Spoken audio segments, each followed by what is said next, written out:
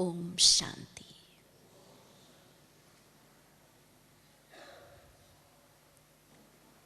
संगम युग पर प्यारे बाबा ने हम बच्चों को सबसे ज़्यादा जिस चीज़ की अवेयरनेस दी है वो है संकल्प शक्ति।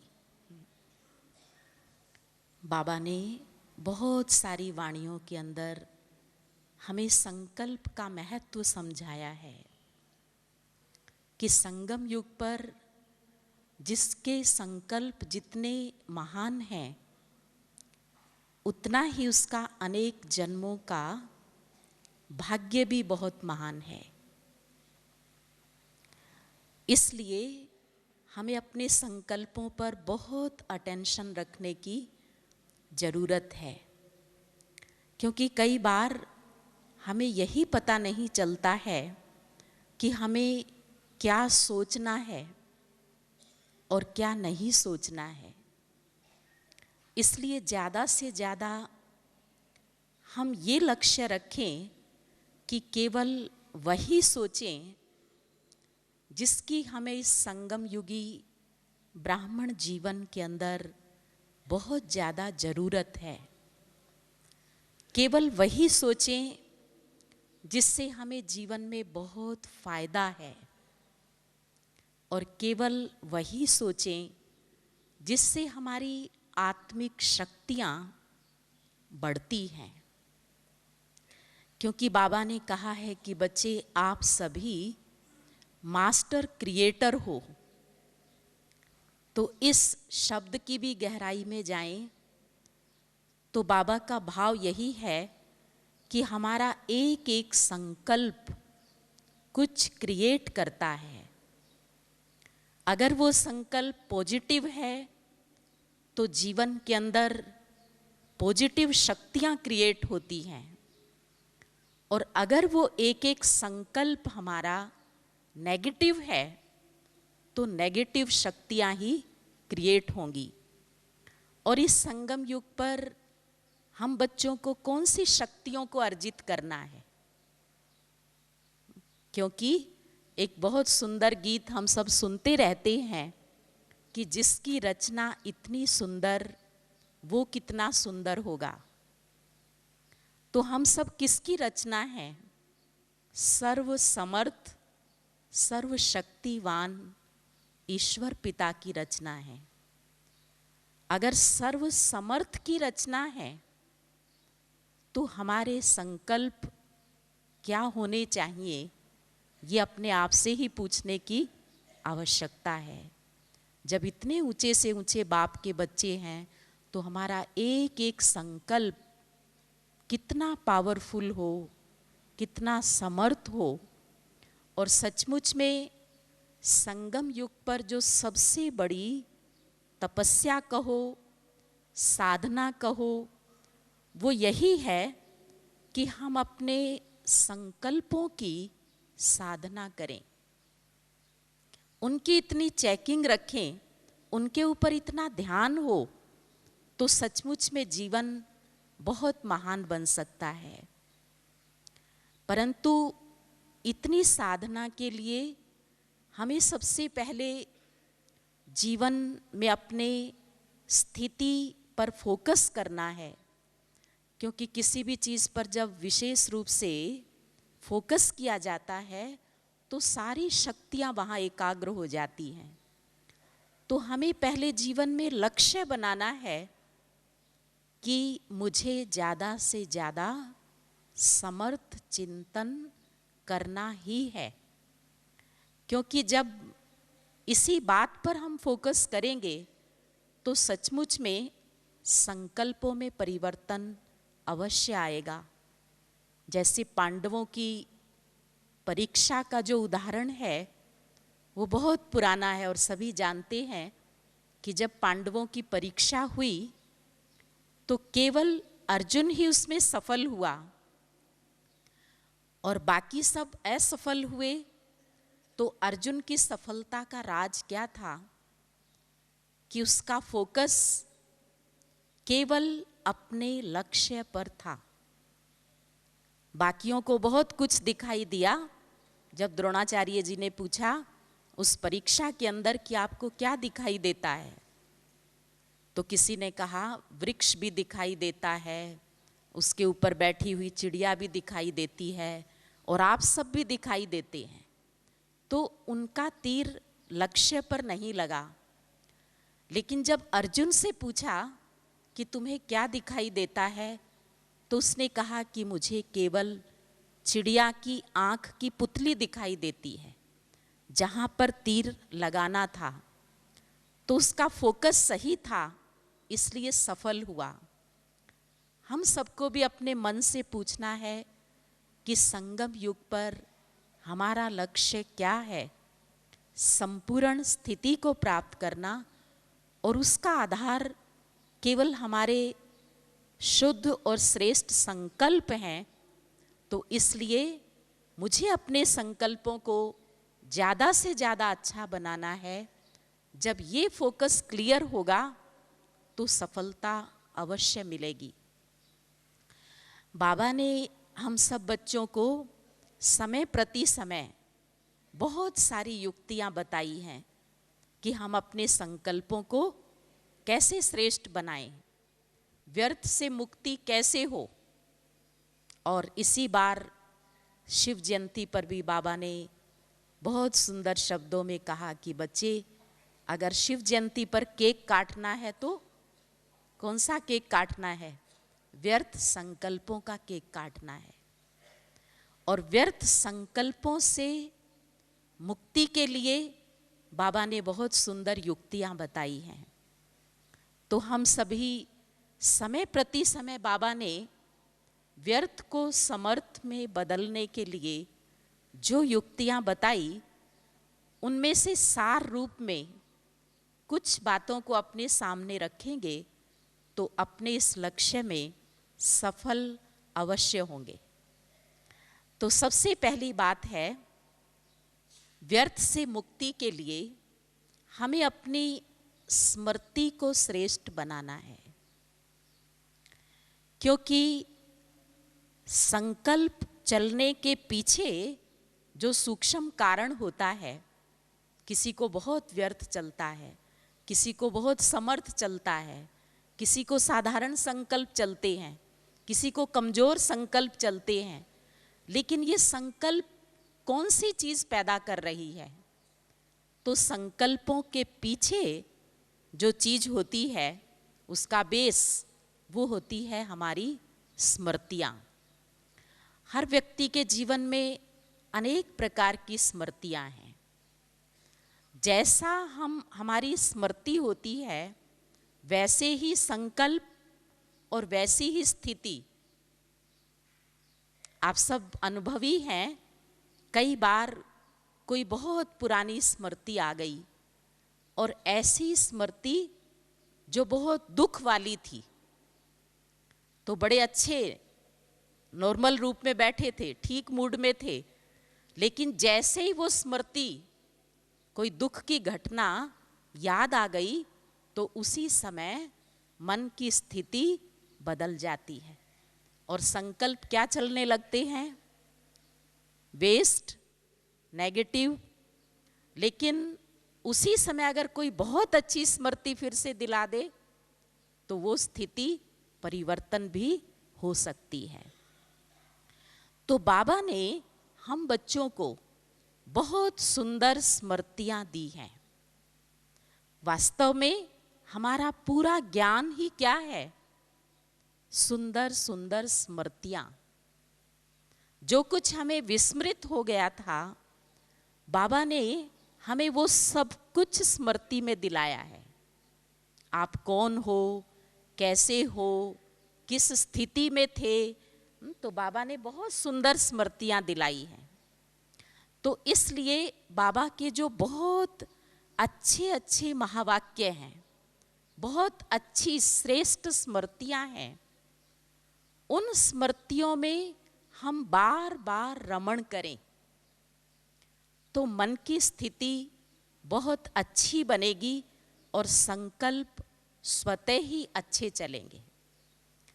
तो कुछ स्मृतियां मैं आपको बताऊंगी, लेकिन आप अपने मन से भी बहुत सारी स्मृतियां बाबा की वाणियों से हम नोट कर सकते हैं और उन स्मृतियों में रमण करने की अपने आप को आदत डालेंगे तो जैसी स्मृति वैसी स्थिति और वैसे ही संकल्प होंगे। जैसे बाबा ने एक बहुत सुंदर स्मृति हमें दी है कि बच्चे, संगम युग पर मैं सदा तुम्हारे साथ हूं। तो भगवान मेरे साथ है, भगवान हमारा साथी है, सर्वशक्तिवान हमारे साथ है। मैं भगवान की छत्र छाया में हूं।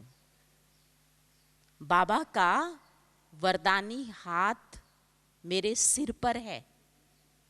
भगवान ने मुझ आत्मा को सफलता का जन्म सिद्ध अधिकार दिया है। भगवान मुझे साथ दे रहा है। केवल इस स्मृति को दिल से स्वीकार करके और बार बार ये स्मृति कानों में गूंजती रहे तो मन की स्थिति बहुत सुंदर बन जाएगी और स्वाभाविक रूप से संकल्प समर्थ चलेंगे। व्यर्थ संकल्पों को अपने आप ही फुल स्टॉप लग जाएगा, क्योंकि जब हम इस बात को दिल से स्वीकार करते हैं कि भगवान हमारा साथी है, तो दुनिया में भी आप देखेंगे कि जब किसी को बहुत लोग साथ दे रहे हों तो उसका मनोबल कितना ऊंचा हो जाता है, और किसी को कोई भी साथ ना दे रहा हो तो उसका मनोबल कितना गिर जाता है। तो हमें कौन साथ दे रहा है? स्वयं भगवान। तो ये स्मृति हमारे मनोबल को बहुत ऊंचा कर देती है। इसलिए बार बार ये स्मृति रहे कि किसी के पास कुछ भी हो, लेकिन मेरे साथ स्वयं भगवान है। और जितना हम इन स्मृतियों को बार बार लाते रहेंगे तो मन की स्थिति बहुत श्रेष्ठ रहेगी। उसके साथ साथ व्यर्थ से मुक्ति के लिए बाबा हमें अक्सर याद दिलाते हैं कि बच्चे, अंतर्मुखी बनकर रहो, क्योंकि व्यर्थ संकल्प चलने का जो सबसे बड़ा कारण होता है वो होता ही है बाहर मुक्ता। जितना हम अंतर्मुखी रहते हैं, अंतर के संसार में, बाबा के संसार में रमण करते हैं, तो उतना आत्मा को जो प्राप्तियां होती हैं, जो बाबा की याद का रस मिलता है, तो उससे बाहर के जो अल्पकाल के रस हैं, जो आत्मा को आकर्षित कर लेते हैं, उन रसों से हम मुक्त रहते हैं। और उनसे मुक्त रहते हैं तो व्यर्थ संकल्प भी जीवन में नहीं चलते हैं। इसलिए हम ये कोशिश करें कि ज़्यादा से ज़्यादा बाबा की मुरलियों का चिंतन करें, आत्मस्मृति का अभ्यास करें, अंदर का जो सुख है उसको लेने की आदत डालें। बाहर मुक्ता में जो चीज़ें आती हैं, हम कोशिश करें कि अपना समय और शक्ति उसमें ना लगाएं। अक्सर करके जब हम बाहर मुखी होते हैं तो कौन कौन सी चीज़ों की पकड़ में आ जाते हैं? बाहर मुक्ता वाला ही पर दर्शन करता है, इधर उधर देखता रहता है, कौन क्या कर रहा है, किसमें क्या क्या अवगुण हैं।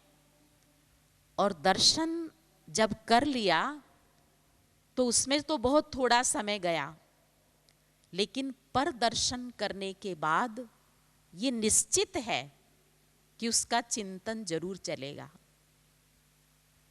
तो पर दर्शन करने में समय व्यर्थ गया, फिर पर चिंतन चला, और जिसका पर चिंतन चला वो कुछ ना कुछ व्यर्थ का वर्णन भी जरूर करेगा।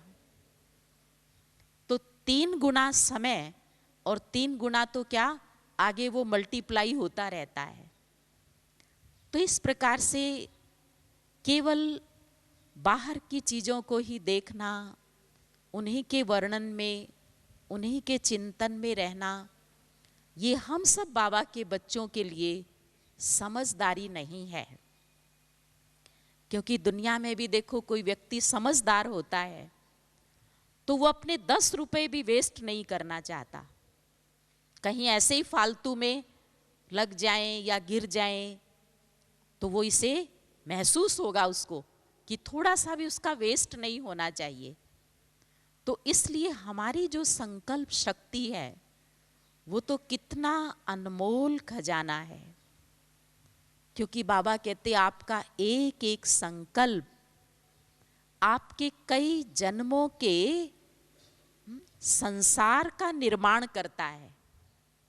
जैसे कहते ना, भगवान को भी संकल्प उठा और उसने सृष्टि की रचना की, तो सचमुच में हम सबका एक एक संकल्प भी हमारी सृष्टि, पूरे कल्प की जो हमारी सृष्टि है उसके निर्माण में एक एक संकल्प का सहयोग है। तो इसलिए हमें अपने संकल्पों की वैल्यू खुद समझनी है और समझदार बनकर के अपनी ये जो अनमोल निधि है, अनमोल खजाना है, उसको सफल करने की तरफ हमारा पूरा पूरा ध्यान होना चाहिए। वैसे भी देखो, कोई डॉक्टर भी होता है जब सर्जरी करता है तो उस समय केवल वो उतना सा ही एरिया टच करता है। जितना एक्सपर्ट डॉक्टर होगा तो केवल उतना ही एरिया टच करेगा जितने की उसको मिनिमम आवश्यकता है, उससे ज़्यादा नहीं। तो हमें भी केवल उन्हीं बातों को देखना, उन्हीं बातों को सोचना है जिसकी हमें इस ब्राह्मण जीवन में बहुत ज़्यादा ज़रूरत है। तो इस प्रकार से जितना हमें अपने संकल्पों का महत्व होगा, अपने इस खजाने की वैल्यू होगी, उतना हम उसे ज़्यादा से ज़्यादा सफल करने की भी कोशिश करेंगे। व्यर्थ से बचाव के लिए हमें अपनी एक आदत को और भी बदलना है कि कई बार आदत होती है इंफॉर्मेशन कलेक्ट करने की। सब तरफ की सूचनाओं का हमें पता होना चाहिए। अभी आप सब बाबा के घर में इस विशाल संगठन में आए हैं तो बहुत सारे भाई बहनें जब आपस में मिलते हैं तो पूछताछ, इंफॉर्मेशन इकट्ठी करने में ज़्यादा लगे रहते हैं। आपके सेंटर में क्या है, हमारे सेंटर में क्या है, उसके घर में क्या है, हमारे घर में क्या है। तो इस तरह की जो बातें हैं, बाबा के घर में हम सब आए हैं शक्ति भरने के लिए, अपने आप को रिफ्रेश करने के लिए। तो इधर उधर की जो सूचनाएं हैं, जो फालतू संसार समाचार है, वो हमें रिफ्रेश नहीं करेगा और ही भारी कर देगा। और हम तो भगवान से मिलन करने के लिए आए हैं। तो इसलिए जितना समय शांतिवन कॉम्प्लेक्स में हम सब रहेंगे बाबा के घर में, तो हर एक को ये लक्ष्य रखना है कि हम इधर उधर की बातों को इकट्ठा करने की बजाय केवल यहाँ हमें जो कुछ मिल रहा है, जो दादियों की पालना मिलती है, जो क्लासेस मिलती हैं, या बाबा का कमरा है, तपस्या धाम है, हम ज़्यादा से ज़्यादा अपना समय साधना में बिताएं, अपने आप को रिफ्रेश करने में बिताएंगे तो सचमुच में मन की स्थिति बहुत अच्छी रहेगी। और बाबा से मिलन करके हमें जीवन में जो शक्तियाँ हासिल करनी है वो भी हम अच्छी तरह से कर सकेंगे। तो जितना हो सके अंतर्मुखी बन के रहें, मौन में रहें, और जो अनमोल खजाना हमें यहाँ से प्राप्त हो रहा है उसका पूरा फायदा उठाएं।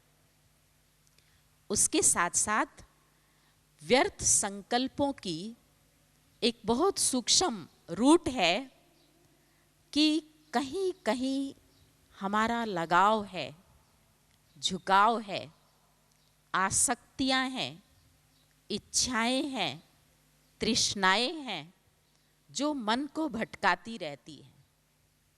इसीलिए बाबा हमें अक्सर याद दिलाते हैं कि बच्चे, जीवन के अंदर बेहद की वैराग्य वृत्ति हो, बेहद की वैराग्य वृत्ति।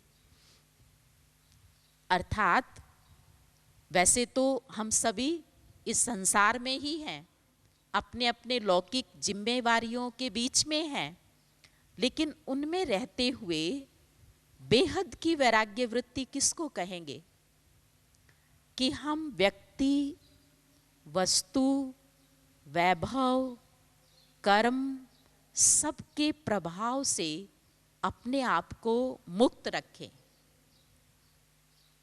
लगाव से अपने आप को मुक्त रखें।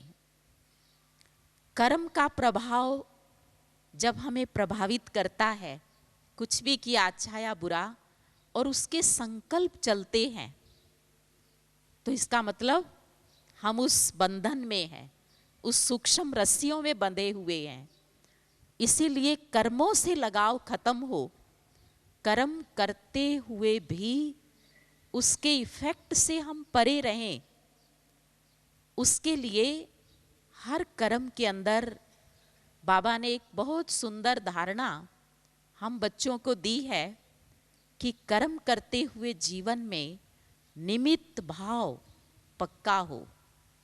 करन करावन हार बाबा है, और कर्म जो किया, करने के बाद उसके रिजल्ट को बाबा को समर्पित कर दें।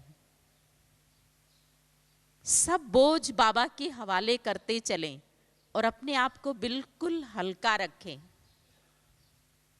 तो कर्म के प्रभाव से जितना मुक्त रहेंगे, उतना हमारे संकल्प सेफ रहेंगे।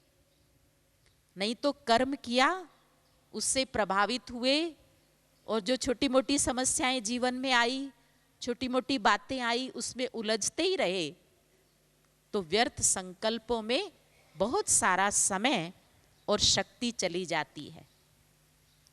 क्योंकि हम सभी देखते हैं कि हमारे साकार बाबा अथवा हमारी तपस्वी दादियाँ इतनी बड़ी जिम्मेवारियाँ, इतना सेवाओं का विशाल कर्म करते हुए भी उनकी स्थिति इतनी पावरफुल कैसे रही, उसका एक ही आधार रहा कि दादियों को या बाबा को जीवन में निमित्त भाव सदा पक्का था। करन करावनहार बाबा है।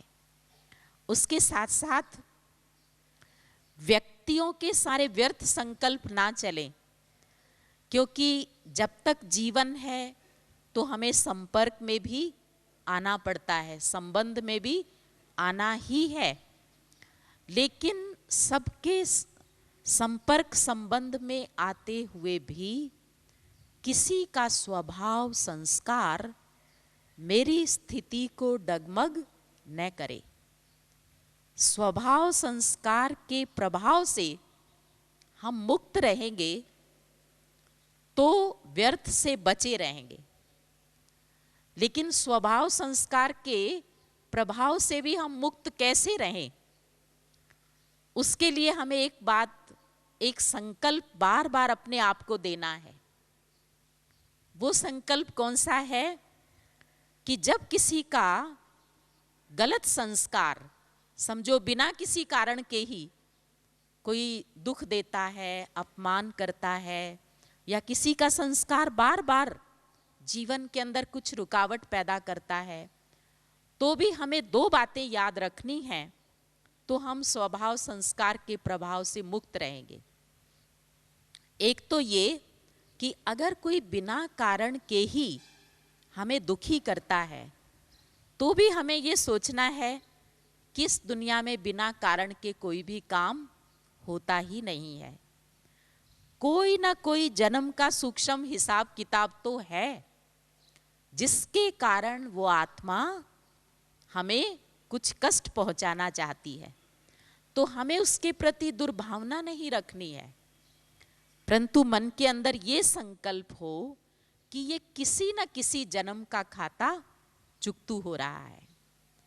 और उसके साथ साथ दूसरा संकल्प ये रखें, अगर कोई गलत व्यवहार करता है तो भी, कि ये जो छोटी छोटी बातें हैं इनकी जो वैल्यू है और जो मेरी स्थिति की वैल्यू है उसमें बहुत अंतर है। ये छोटी छोटी जो चीजें हैं ये तो पाई पैसे की हैं, बात आई और चली गई, आई और चली गई। लेकिन अगर वो मेरी स्थिति को डामाडोल कर देती हैं तो स्थिति की वैल्यू बहुत बड़ी है, वो अनमोल है। क्योंकि स्थिति बनाने में बहुत मेहनत लगती है, बहुत समय लगता है, लेकिन स्थिति बिगड़ने में केवल कुछ सेकंड ही लगते हैं। तो मेरी स्थिति जो वैल्यूएबल चीज है वो पाई पैसे की चीज के पीछे खराब ना हो जाए।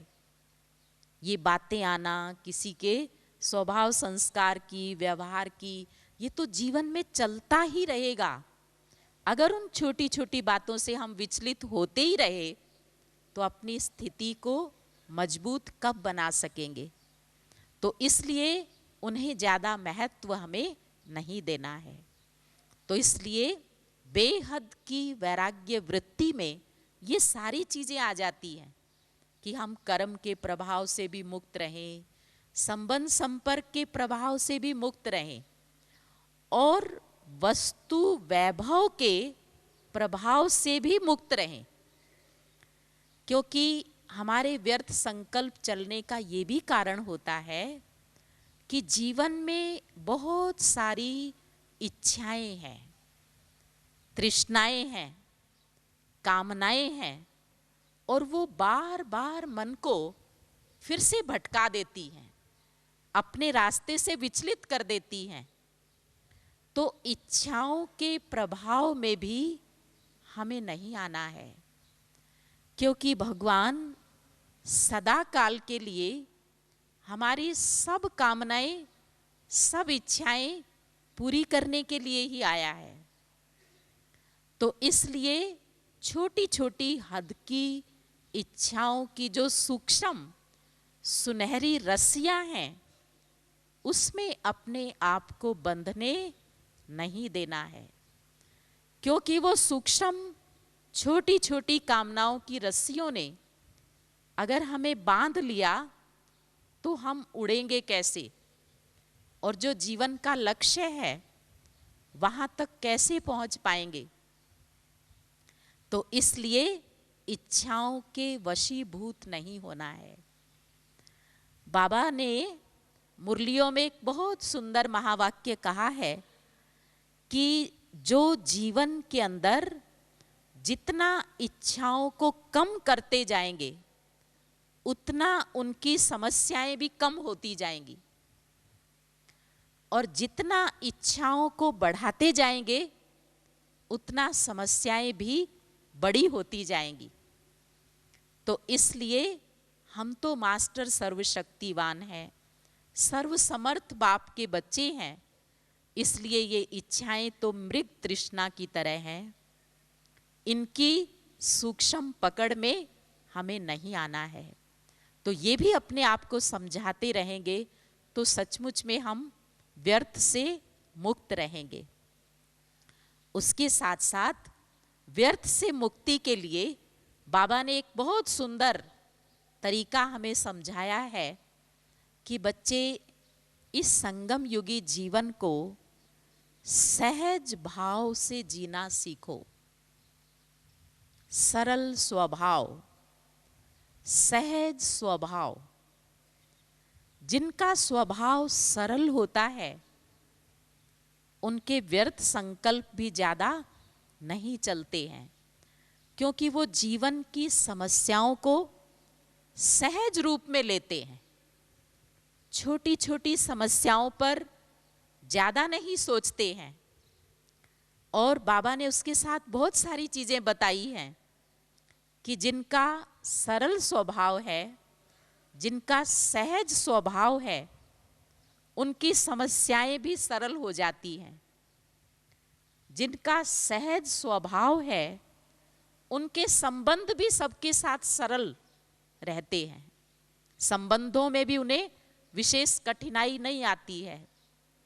जिनका सरल स्वभाव है, उनके कर्म भोग भी सहज ही चुकतू हो जाते हैं। तो इस प्रकार से अपनी नेचर को, सरल स्वभाव माना इजी नेचर बनाएं। इजी नेचर, सहज स्वभाव। जैसे बाबा ने हमें लक्ष्य दिया है कि जो सूर्यवंशी आत्माएं होंगी वो सदा प्रसन्न रहेगी।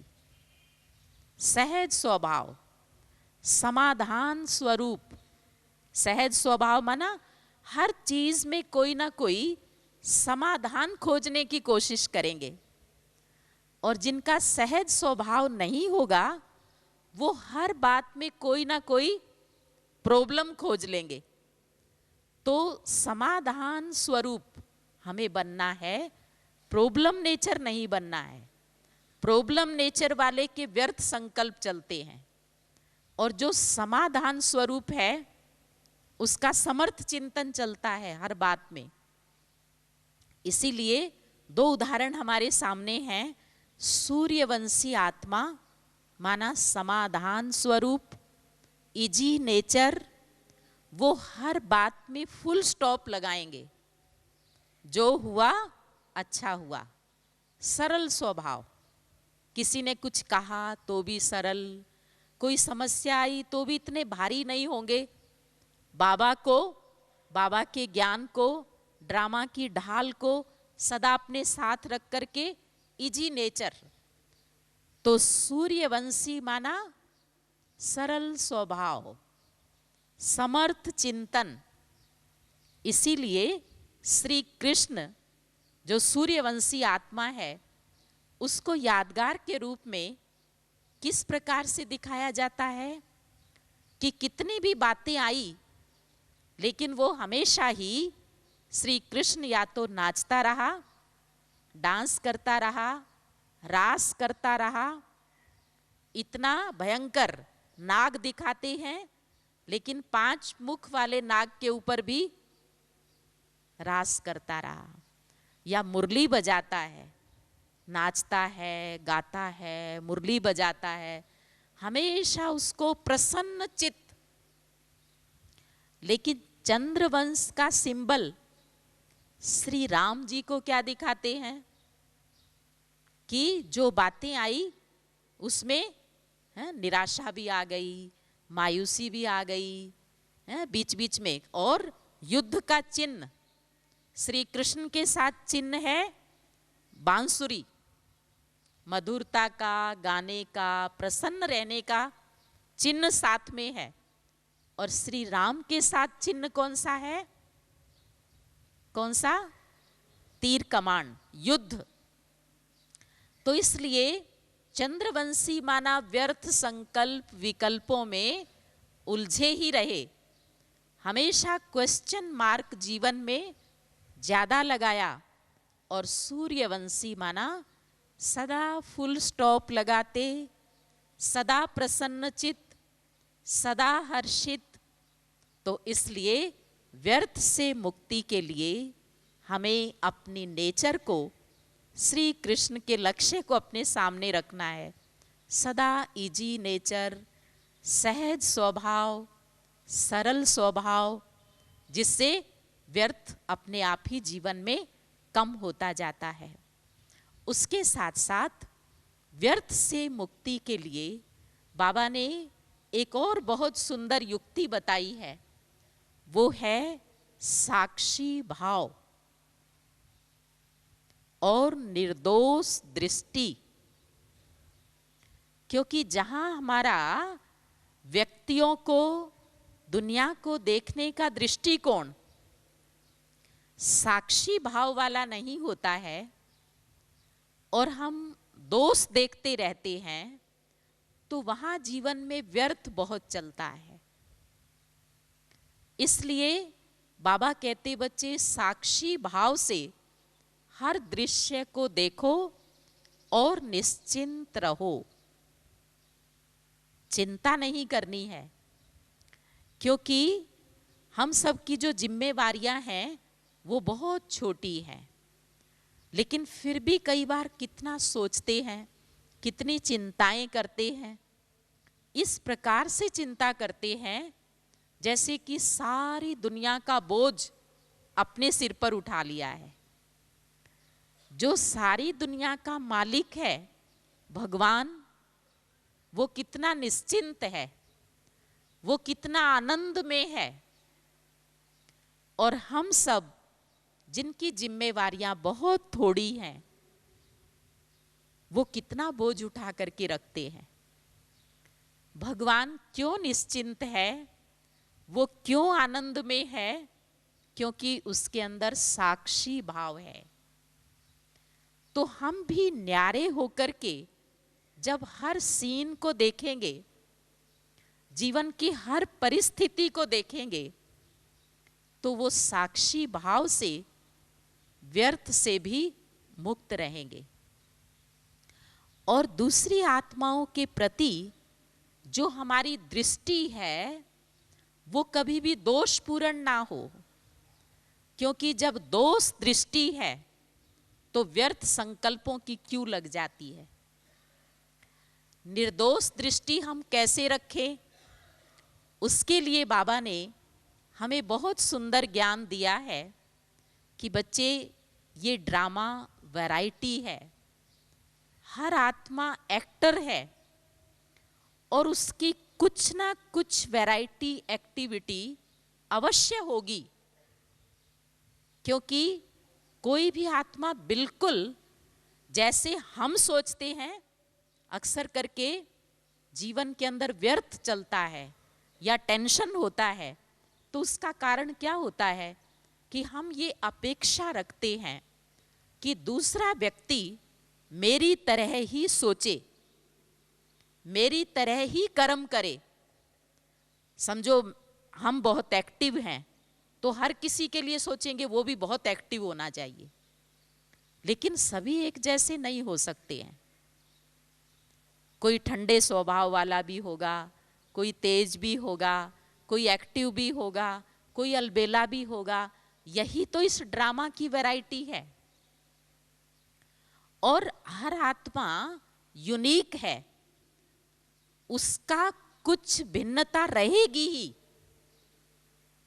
इसलिए ये अपेक्षा घरों में रहते हुए भी बहुत सारी समस्याओं का कारण यही होता है कि बाप सोचता है बच्चे को बिल्कुल मेरी तरह एक्टिव होना चाहिए। मैं सुबह जल्दी उठता हूँ वो भी जल्दी उठे, मैं दुकान पर टाइम पर जाता हूँ वो भी जल्दी जाए, लेकिन ये संभव नहीं है। वहाँ ये सोचना है कि उसका रोल अलग है, मेरा रोल अलग है। भले उसको समझाएं सिखाएं वो अलग बात है, अलग रोल सोच के छोड़ नहीं देना है, लेकिन परेशान नहीं होना है। व्यर्थ उस समय नहीं चलना चाहिए, क्योंकि वैरायटी ड्रामा है, वैरायटी आत्माएं हैं और वैरायटी सबका पार्ट है। तो कुछ ना कुछ भिन्न तो उसे करना ही है। तो इस प्रकार से हम जब पहले से ही अपनी दृष्टि को निर्दोष रखेंगे तो व्यर्थ से बचे रहेंगे। उसके साथ साथ व्यर्थ से मुक्ति के लिए बाबा ने एक और बहुत सुंदर युक्ति हमें रोज बाबा जो मुरलियों में सुनाते हैं कि बच्चे आत्मिक स्मृति का अभ्यास जीवन में बढ़ाओ, क्योंकि व्यर्थ संकल्प चलने का जो गेट है वो कौन सा है? व्यर्थ संकल्पों का दरवाजा खुल जाता है कब? जब हम देह अभिमान में होते हैं। देह अभिमान आया और व्यर्थ का दरवाजा खुल गया। और जितना हम आत्मिक स्मृति में रहते हैं, अशरीरी अवस्था का अभ्यास करते हैं, उतना व्यर्थ का गेट बंद रहता है। जितना समय आत्मिक स्मृति, उतना समय मन बाबा की तरफ जाएगा, बाबा के ज्ञान का रमण करेगा, कुछ ना कुछ बहुत अच्छे पावरफुल संकल्प मन के अंदर उठेंगे, तो आत्मिक दृष्टिकोण, आत्मिक स्मृति, आत्मस्थिति, अशरीरी अवस्था का अभ्यास, ये व्यर्थ को स्वतः ही फुल स्टॉप लग जाएगा। इसलिए सुबह से शाम तक हमें जीवन के अंदर ये साधना अवश्य करनी है कि ज़्यादा से ज़्यादा हम आत्मस्मृति में रहें। उसके साथ साथ बाबा ने एक और बहुत सुंदर युक्ति बताई है कि बच्चे व्यर्थ से मुक्त होने के लिए सदा कोई ना कोई स्वमान में रहो। हर रोज अपने आप को कोई ना कोई स्वमान का चिंतन सुबह सुबह ही अपने आप को दे दें। सवेरे सवेरे किसी न किसी स्वमान का नशा जब जीवन में चढ़ाएंगे, अपने मन को जैसे स्वीकार करा लें कि आज सारा दिन मुझे इस स्वमान में रहना है। मैं मास्टर सर्वशक्तिवान हूँ, या मैं विघ्न विनाशक आत्मा हूँ, मैं एक महान आत्मा हूँ। कोई भी स्वमान अपने आप को देकर के उस स्वमान का बार बार अपने आप को स्मृति दिलाते रहेंगे, तो जैसा स्वमान होगा वैसा ही चिंतन और वैसी ही मन की स्थिति रहेगी। और स्वमान में जब हम स्थित होंगे तो बाबा ने एक बहुत सुंदर शब्द कहा है मुरलियों में कि जो अपने स्वमान में रहता है उसे प्रकृति और स्वयं भगवान भी सम्मान देता है। अगर खुद ही खुद को सम्मान नहीं देंगे तो दूसरों के पास इतनी फुर्सत कहाँ है कि वो हमें सम्मान दें। इसलिए पहले खुद खुद को सम्मान देंगे तो दूसरों के अंदर भी सम्मान जागृत होगा। और जब हम अपने स्वमान में रहेंगे तो बाबा ने जो दूसरा काम दिया है कि बच्चे सबको सम्मान दो, वो काम भी हम कर सकेंगे। तो जब हमें सम्मान मिलेगा और सम्मान देते रहेंगे तो भी हम बहुत सारी व्यर्थ बातों से, व्यर्थ चिंतन से मुक्त रहते हैं। क्योंकि अभिमान और अपमान की फीलिंग व्यर्थ संकल्पों की रूट है, लेकिन उसको खत्म करने के लिए हमें स्वमान में रहना बहुत जरूरी है। और जिस स्वमान का हम जीवन में अच्छी तरह से अभ्यास कर लेंगे तो वो स्वमान जीवन में सिद्ध होने लग जाएगा। जब हम बार बार अपने आप को ये स्वीकार कराएंगे कि मैं एक महान आत्मा हूं, मैं क्यों महान हूं उसका भी हम चिंतन करेंगे और अपने आप को अच्छी तरह स्वीकार कराएंगे। क्यों महान हूं? क्योंकि मेरा पार्ट बहुत ऊंचा है, स्वयं भगवान ने मुझे चुना है, उसके कार्य में सहयोगी हूं। मैं सृष्टि के आदि काल से पार्ट बजाने वाली आत्मा हूं।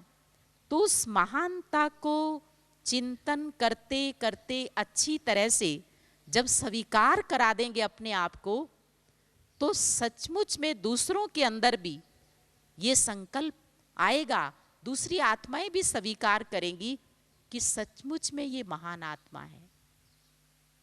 और अगर घर के अंदर आपको, आपका परिवार, आपके बच्चे एक महान आत्मा की नजर से देखने लग जाएं तो कितनी सारी समस्याएं तो ऐसे ही खत्म हो जाएंगी।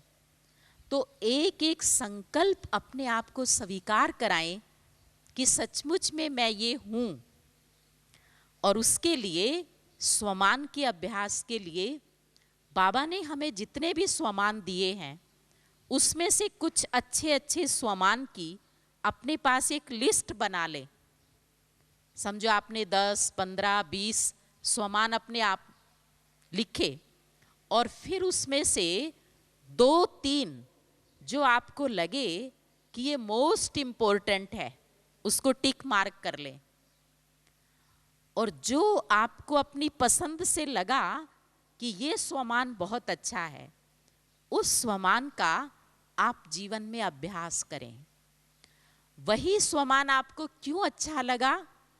क्योंकि कल्प पहले भी आप उसी स्वमान के अभ्यास से संपन्न बने थे, इसलिए अभी भी आपको वो बहुत अच्छा लगा, और उसी स्वमान का जीवन में अभ्यास करना शुरू कर दें। और एक स्वमान को केवल एक दिन ही नहीं, एक सप्ताह, 15 दिन, एक मास भी एक ही स्वमान की अनुभूति करें। तो जिस चीज को हम बार बार करते हैं तो वो जीवन में प्रैक्टिकल हो जाती है, सिद्ध हो जाती है। दुनिया के अंदर भी देखो कुछ लोग मंत्र सिद्ध करते हैं, सिद्धि प्राप्त हो जाती है। तो वो क्या चीज होती है कि एक ही संकल्प को, समझो एक ही मंत्र है ओम नमो शिवाय, ओम नमो शिवाय, उसको 1,00,000 बार, 1000 बार उसी को बार बार रिपीट किया, तो उससे क्या हुआ कि बाकी सब संकल्प शांत हो गए, और उस एक ही संकल्प की एकाग्रता ने जीवन में कोई ना कोई सिद्धि दे दी। लेकिन बाबा ने जो हमें स्वमान दिए हैं वो तो बहुत बड़े मंत्र हैं, सर्वशक्तिवान बाबा के दिए हुए मंत्र हैं, और उनका जब हम जीवन में अभ्यास करेंगे, उनका जब हम बार बार चिंतन करेंगे तो मन की स्थिति बहुत सुंदर बन जाएगी, बहुत पावरफुल बन जाएगी, और व्यर्थ संकल्पों का तो जैसे नाम निशान ही जीवन से मिटता जाएगा। तो इस प्रकार से बाबा ने हम बच्चों को बहुत सुंदर खजाना दिया है। इन युक्तियों को हम जीवन में अप्लाई करें, कुछ अपने लिए एक्शन प्लान बनाएं कि मुझे ये काम अवश्य करना है। चाहे केवल एक ही बात का अच्छी तरह अभ्यास करें, एक ही स्वमान का अच्छी तरह अभ्यास करेंगे तो उसके साथ दूसरा, तीसरा, चौथा, क्योंकि बाबा कई बार कहते ना, कोई भी गुण अकेला नहीं आता है, कोई भी शक्ति जीवन में अकेली नहीं आती है। जब एक चीज जीवन में अच्छी तरह आएगी तो उसके साथ साथ दूसरी, तीसरी, चौथी अपने आप जीवन में आती जाएंगी। तो इसलिए अगर हम एक पॉइंट को भी लेकर के मुझे व्यर्थ से मुक्त होना ही है, ये संकल्प दृढ़ता से कर लें, और उसके लिए कुछ प्लान बना करके, अपने आप के लिए कुछ प्रोग्राम बनाकर और उसे करना आरंभ कर देंगे, तो धीरे धीरे जीवन के अंदर बहुत कुछ हासिल कर पाएंगे और अपने लक्ष्य में सफल अवश्य होंगे। ओम शांति।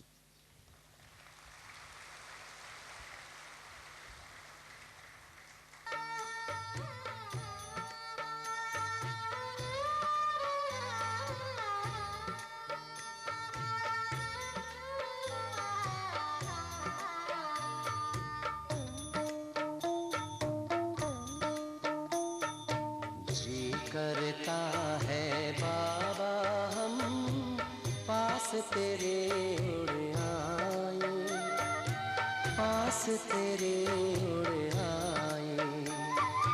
जो पिंजरे से उड़कर पंछी नीले गगन में जाए, आस तेरे उड़ आए।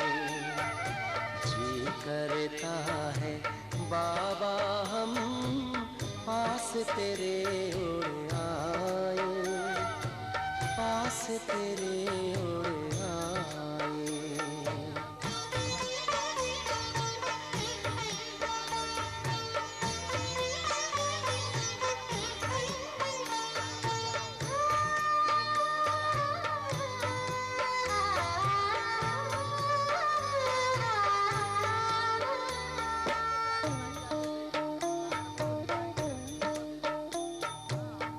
कोई शै ना भाती है अब, याद घर की आती है। करे इशारा किरण तुम्हारी, जैसे हमें बुलाती है। तेरी याद में समा के हम तो तुम सा ही बन जाए। पास तेरे उड़ आए, पास तेरे उड़ आए।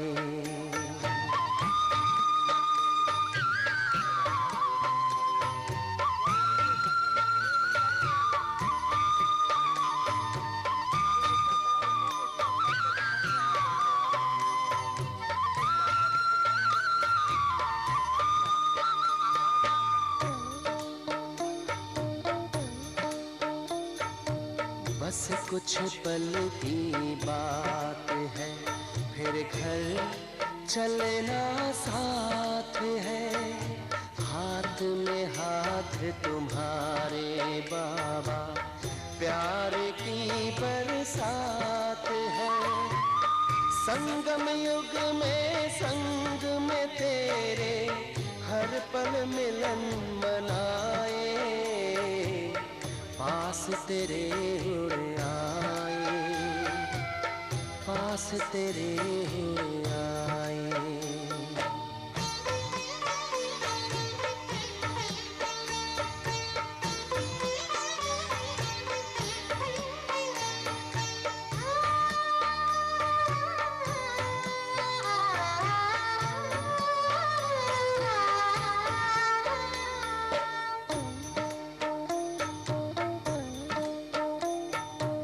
अंबर से भी पार है, मणियों का गार है। परम शांति विश्राम यहाँ पर, ज्योति का भंडार है। परमानंद सुधा नैनों से वसुधा पर छलकाए।